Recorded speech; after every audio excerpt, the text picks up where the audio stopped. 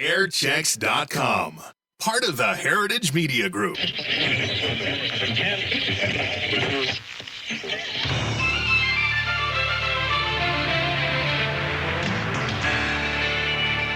WJIB now presents Let's Talk About Radio, a weekly talk program about the electronic media here in the Boston area and beyond. Hosted by several broadcast enthusiasts looking at radio and TV not only from a business perspective, but also as a hobby. Well, welcome to edition number 27, I believe it is, of Let's Talk About Radio. We've been here 27 weeks now. That's just over half a year. They haven't kicked us off. They renewed our contract, right? We're talking on Let's Talk About Radio. We do this every week right here. And see, with me today, my name is Bob Bittner. That's Peter George over there. Yep. Say hi, Peter. Scott Fybush. Hi there. And we have a very, very special guest this week on Let's Talk About Radio. And we'll let Scott introduce this fine gentleman who we all know and love. Oh, thank you, Bob. Okay. There are not many people in this business who manage to stay in this business and stay sane for 50 years. Our guest tonight has been in this business for 50 years. Whether he's stayed sane or not would, I guess, be a matter of some question. He probably wouldn't admit to it. There are also not many people in this business who have worked, who can list on their resume WCOP, WMEX, WHDH, WEEI, WRKO, and WBZ. This gentleman can.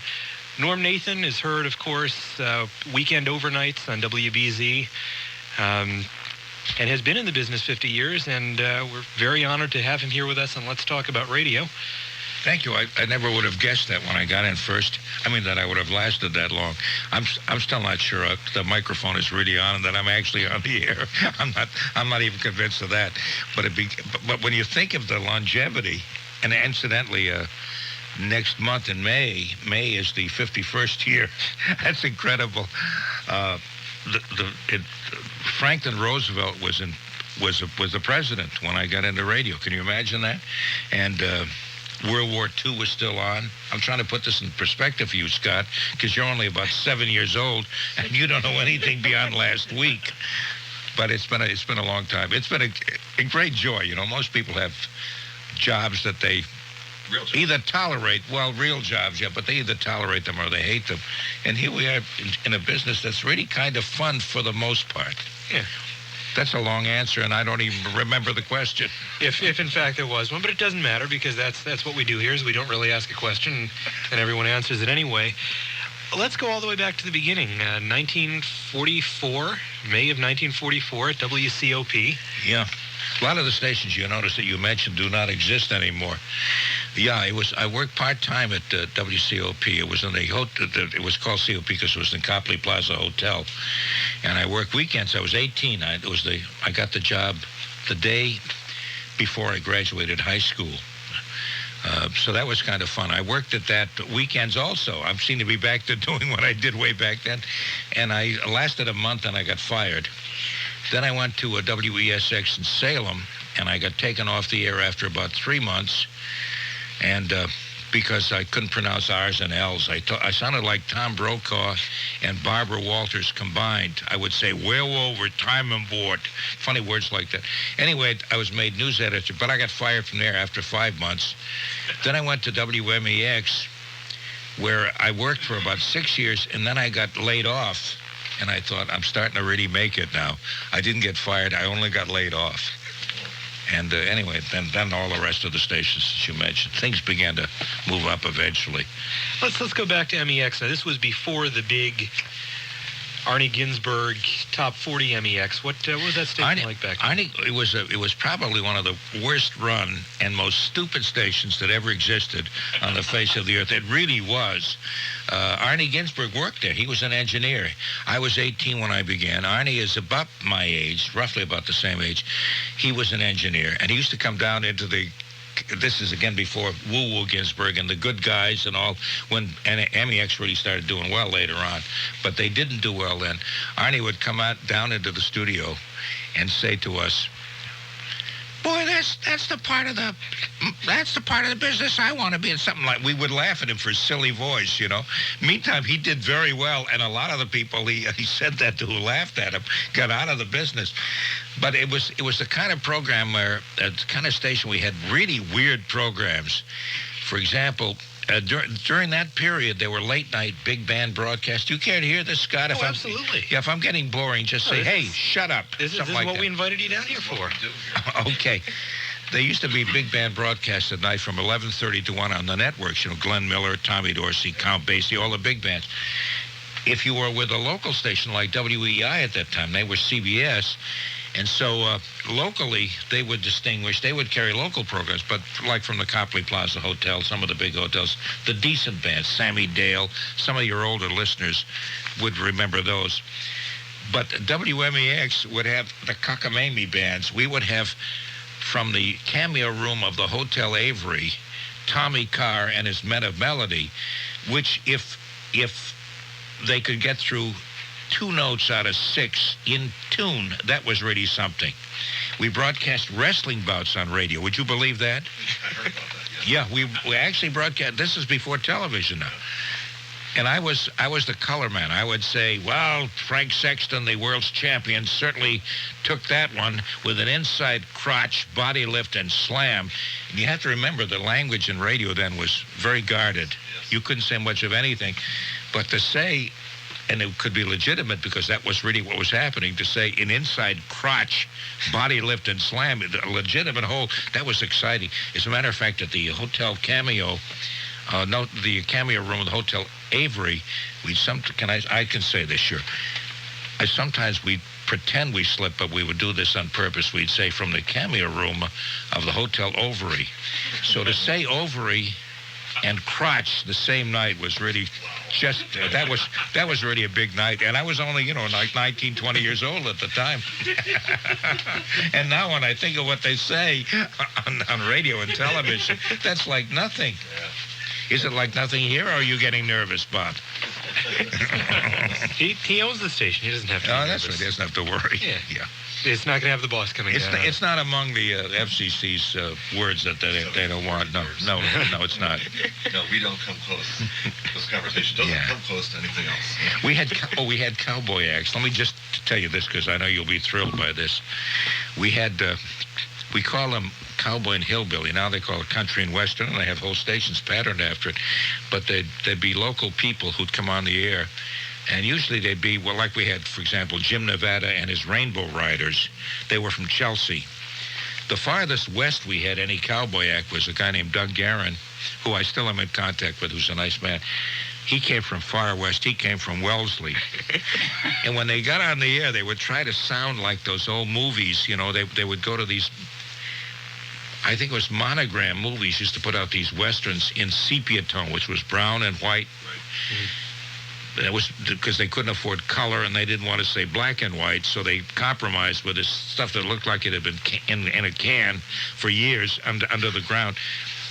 Anyway, they would try to talk like what they thought the Cowboys would talk, only would be interlaced with heavy New England accents. So they would say stuff like, well, partner, what do you say we go out yonder to the chuck wagon? You want her? Those are the kind of programs we had. The station was awful, but I was just a kid, and it was kind of fun. Were people listening? Oh, no, we had no listeners. You kidding, Scott? Come on, give me a break. Nobody was that stupid. But we didn't care. It was kind of fun. But it's where I learned jazz. Nat Hentoff, who later is still a writer and syndicated column and all that. He had a jazz show, and that's how I got to love jazz quite a lot, because I would watch his show and all the weirdos. I thought they were weirdos that came up. I turned out to be one of those weirdos because I love jazz myself.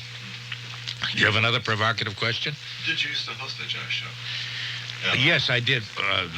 I when I got to WHDH, I got the all-night show. I don't.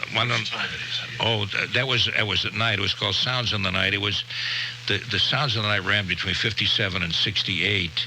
I'd already been in radio quite some time, going nowhere at the worst station in the world, WMEX.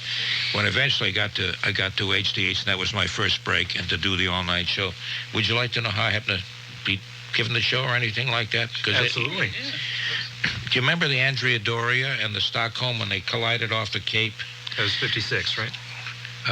That was 56, yeah, around there, 56, 57, yeah, in that area.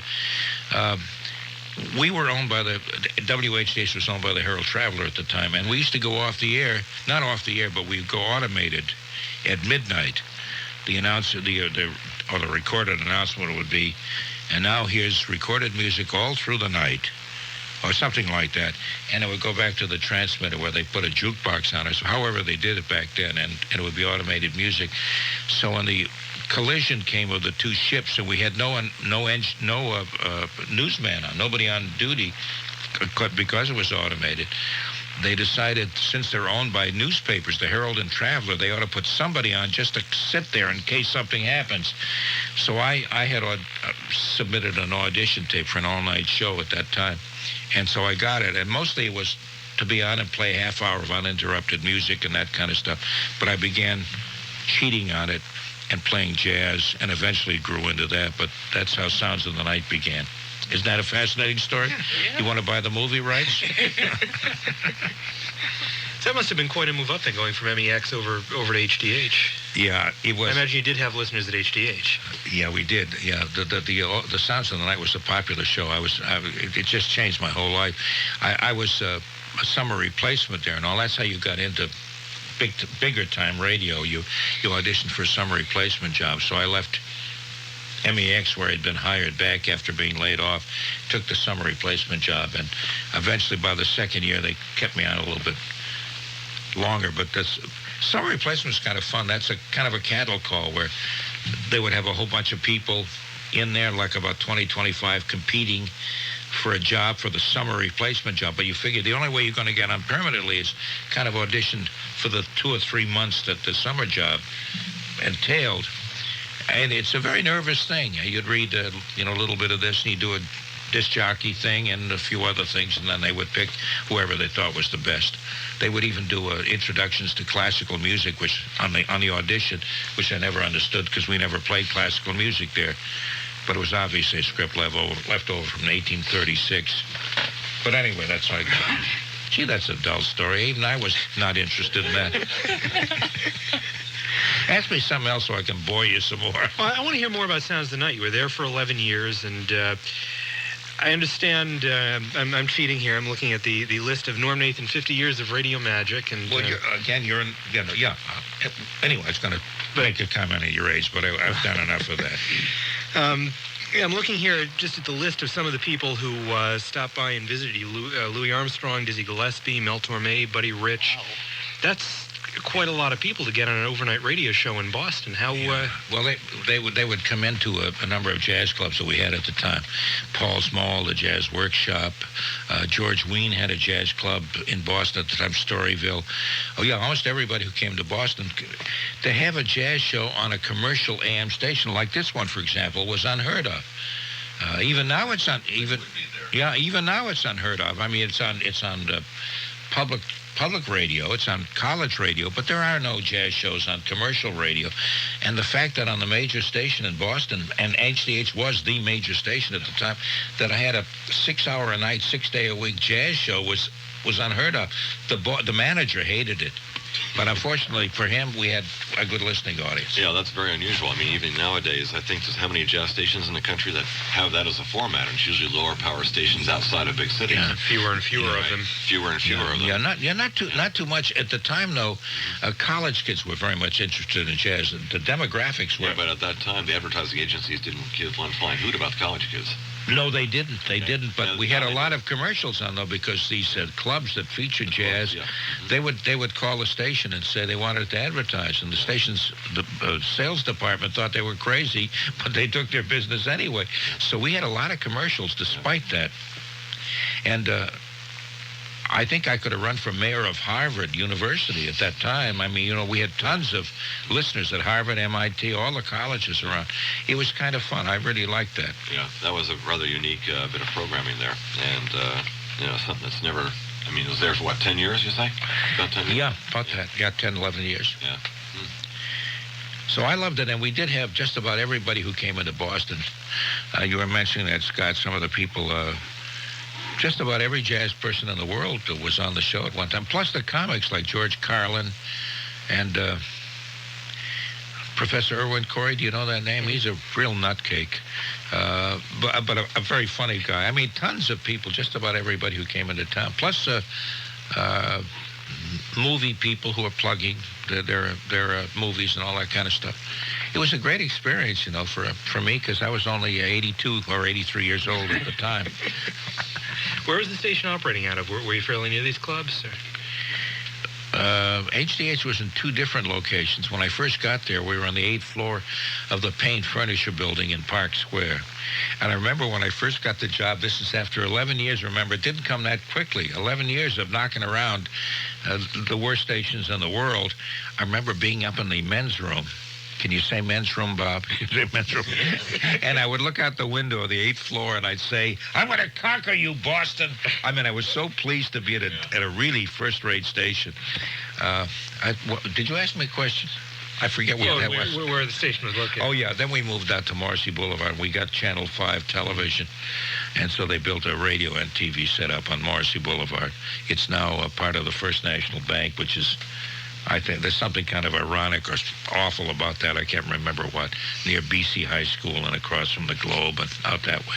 Well, I know HDH-FM signed on somewhere around there also. Were you simulcast on the FM overnight? Yeah, most of the time we were WCOZ was FM because it was cozy radio, very similar to WJIB's policy. It was relaxed, kind of gentle music, and so they called it COZ, which was cozy. I don't know what it is now. Stations have changed names so often, and formats. I really don't know. People have to tell me what they're doing now. I've lost track. What is it? Gem 94.5 now? Yeah. Is that what it is? Is that what it is? Yeah. Playing very loud rap music. Is that what they play now? Yeah. Far cry from cozy. Yeah, we were cozy, HDH, and Channel 5. And it was fun. Do you know that station was WCOZ back in 1981 or 82 for 1 week? Which station was that? No, that wasn't 94.5. That was 100.7. That was 100.7 took those colors for 1 week in Boston about 15 years ago. Really? You know, at one time we could say, well, you know, this station, it's W whatever it was, and it used to be. But I've lost, I've been, as you mentioned, I've been in radio all these years. I can't follow what station is what and what used to be. Well, it's hard to believe that the WHDH call letters are not on radio here. I feel badly about that. That's missing. Something missing. I remember when you and I were talking just around the station right after that happened, and it's incredible. I wondered whether they put EEI there. Some people say it's because there's WHDH TV, and therefore they couldn't infringe on the call. I don't believe that's so. I think they just wanted to be able to say WEEImus. I think so. Do you think so, Bob? You're a big radio station mucker. You know how you guys operate. I think that's probably the reason. That's part. I think some of it also they'd already established that WEEI and sports radio image. And but HDH always had a bigger audience than EEI ever did. Well, the thing is that the hottest thing in town pretty much was Don Imus out of New York, and he was on WEEI. If it weren't for Don Imus, WEEI's ratings would have been pretty flat throughout the day, or moderate or so.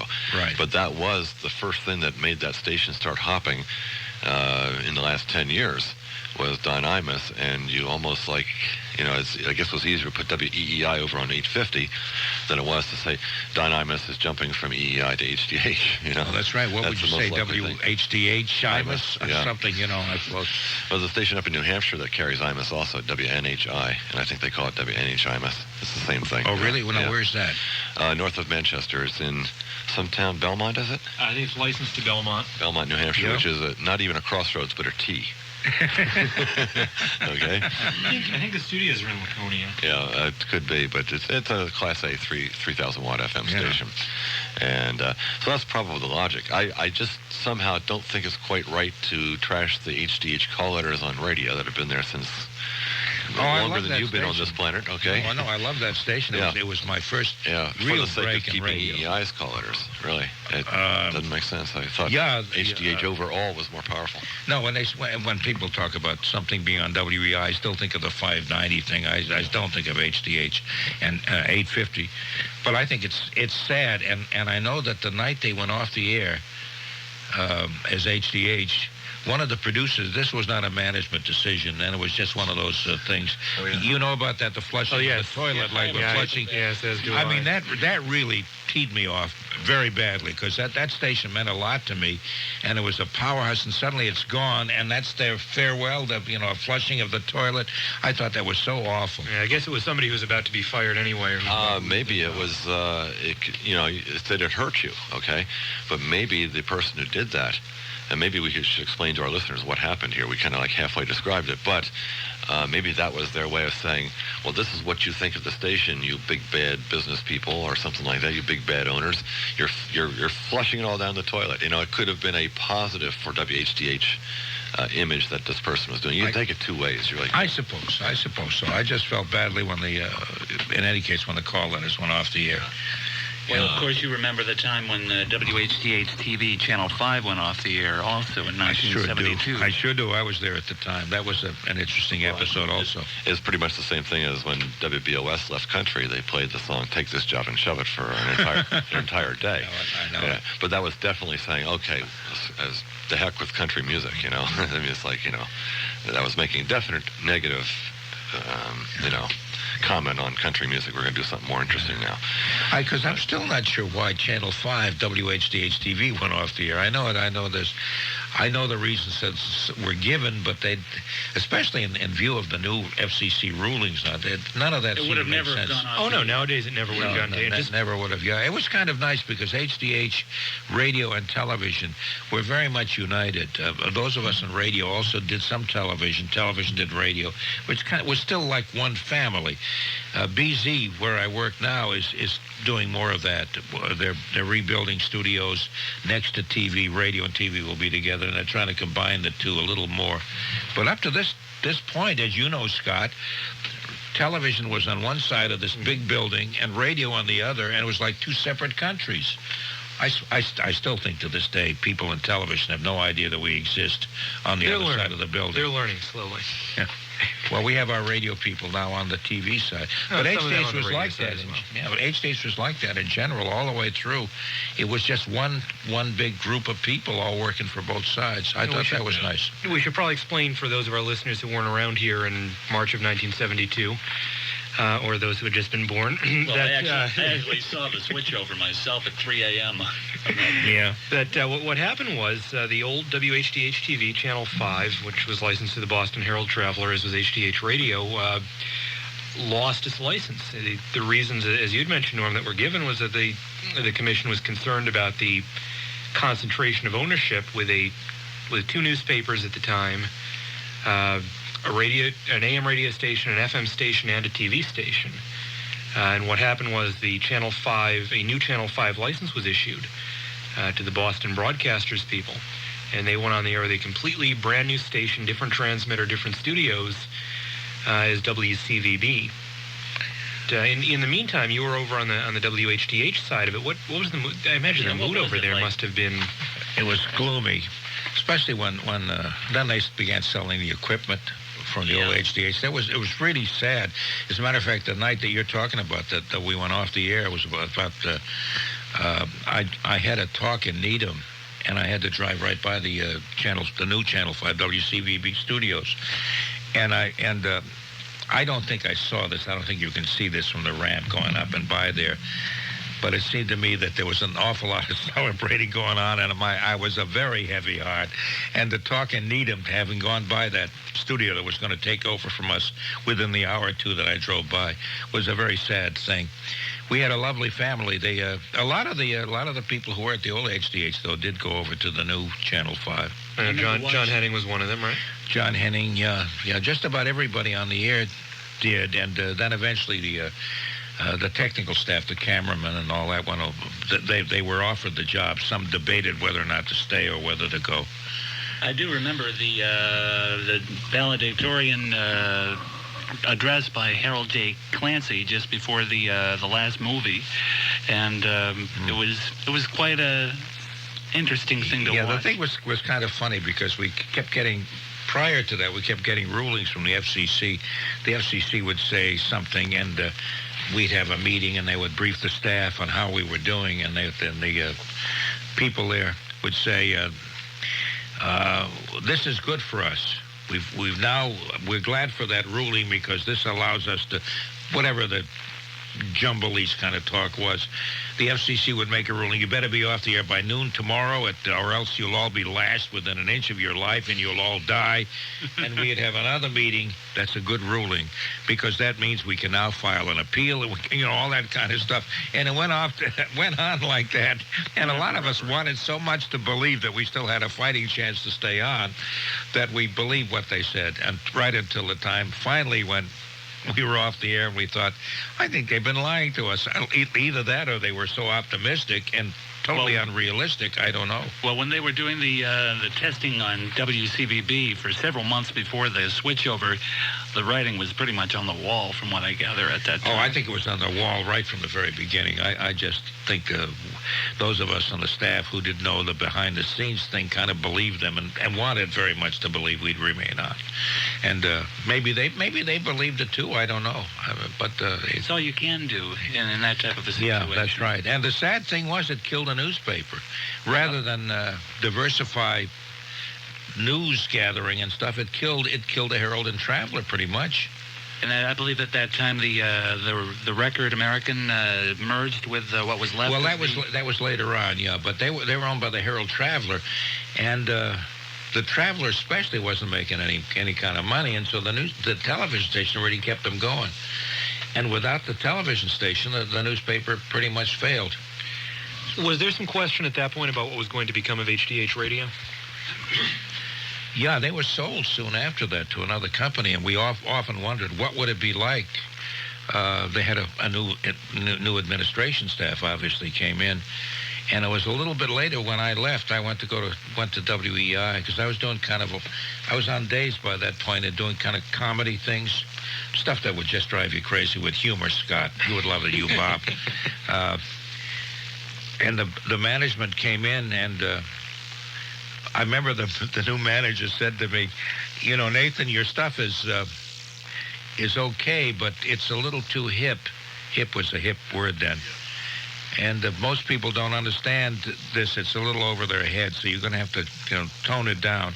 That kind of, and I was doing skits and all kinds of bits and stuff. And anyway, so... And as a consequence, you jumped over to an all-news station. Yeah, but I thought, well, rather than hang around here and just be a top 40 kind of disc jockey, which I never wanted to be, I thought at least I'll go over there and I'll do news. And I had a feature there for a while. It was really kind of awful. I've looked at some of the old scripts. I don't know why they kept it on as long as they did, but it was called Nathan's Notebook, and I would look at the news and try to do kind of a humorous angle of it. But I had a chance to do some other stuff. It was a much freer format when I first got there, and it just tightened up. Oh, everything tightened up in radio. Yeah, it got to be kind of boring. It's pretty tight right now, except on say BZ with the talk. That's one very valuable asset to the community right there. Having a good laid back talk show like that, and that's wonderful. It's nice to see that there are stations still in the Boston area, which there are quite a number of, that do their original programming, that still do it in English and still do original programming, which isn't too often these days, because usually in your middle markets or your smaller markets, it's all satellite programming. And well, even in Boston, though, at nighttime, it's pretty much that, too. Well, BZ hasn't succumbed to that, which we're is the good, only station like that, except for the FM music station. Don't you think, let me ask you now, you're the owner of WJIB, right? Mm-hmm. Okay. Don't you think a lot of the fun kind of programming has gone out of radio? Sure as hell has. You have talk people who are mostly very conservative and talk as though they're saving the world from destruction. Right. Mm-hmm. You have record shows. We play more rock, less talk. We play 19 records in a row. Right. And so let's get into our medley, and I'll see you a week from next Wednesday when it's time for me to give a time check. And every time I open the microphone, I got 7 seconds to say everything I have to say. You have a few. Then the time clock shuts it off. You have a few morning shows on FM. All the time, right here. A few morning shows on FM that kid a bit. Yeah. But there's not a whole lot of fun. There's not a lot of off-the-wall kind of stuff. Radio is not... I think the only thing that made it even come back to make it seem like it was maybe in the 50s or 60s or early 60s before it got too formatted to death was the fact that these morning zoos are on and things like that are pretty off the wall, and from our point of view anyway, us being old that's crocs, true. okay? True. Now that has brought back some excitement into radio, if you want to call it that. It doesn't excite me too much because I think it just goes overboard, and I think it's detrimental to our society. Well, that's a conservative viewpoint, isn't it? Well, no, I'm not a conservative, but I agree with you. I think it depends on what programs you're talking about. Yeah, You're talking about, for example, a Howard Stern show, and I shouldn't mention his name because he gets more publicity he deserves. I don't think that's the direction for radio. That's what you're saying. I don't think this should be the direction of America either. No, it should not. No. It should not. I think he's a foul-mouthed, bad-taste person, and I can't understand why he's so popular. Because America is turning into things like that, and he's helping it turn even more so that way. It's just something, it's like any kids that listen to Howard Stern listen to people who were just barely going to the edge back in those days 20 years ago, but back in those days or 40 years ago, when you might have said Overy instead of whatever the hotel's name was, okay? Avery. That was Avery. Okay, now that was going close to the edge then, and that was the Howard Stern of that, whether you knew it or not, in a way. Oh. And you didn't do it regularly. You didn't do it regularly. Oh, no. But had you had jokes like that or slips like that, and you found out it caught on, that's the level it was. Now we talk about human parts all over the place, okay? I mean, that didn't exist. This is airchecks.com.